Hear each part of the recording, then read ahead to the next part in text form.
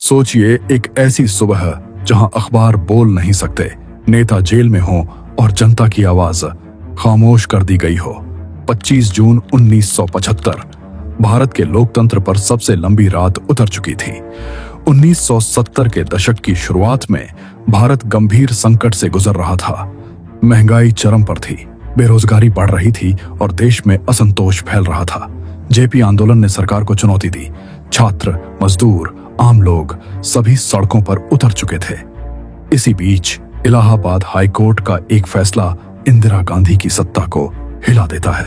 12 जून 1975 Allahabad high court ने प्रधानमंत्री इंदिरा गांधी का चुनाव अवैध घोषित कर दिया। फैसला साफ था, इंदिरा गांधी अब सांसद नहीं रह सकती थीं। देश में राजनीतिक भूचाल आ गया और यहीं से शुरू होती है इमरजेंसी की कहानी।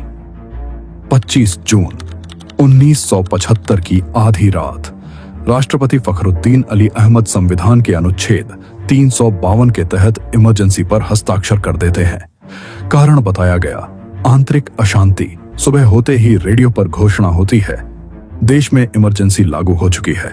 इमरजेंसी लगते ही लोकतंत्र की नींव हिल गई। हजारों विपक्षी नेता, जेपी, अटल बिहारी वाजपेयी, लाल कृष्ण आडवाणी सब जेल में डाल दिए गए। अखबारों पर सेंसरशिप लग गई।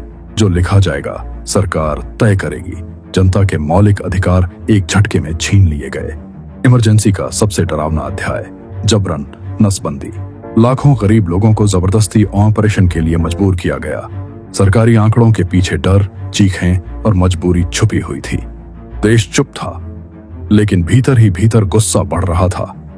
जनवरी 1977 अचानक इंदिरा गांधी चुनाव की घोषणा कर देती हैं। जनता को मौका मिलता है बोलने का और परिणाम चौंकाने वाला था।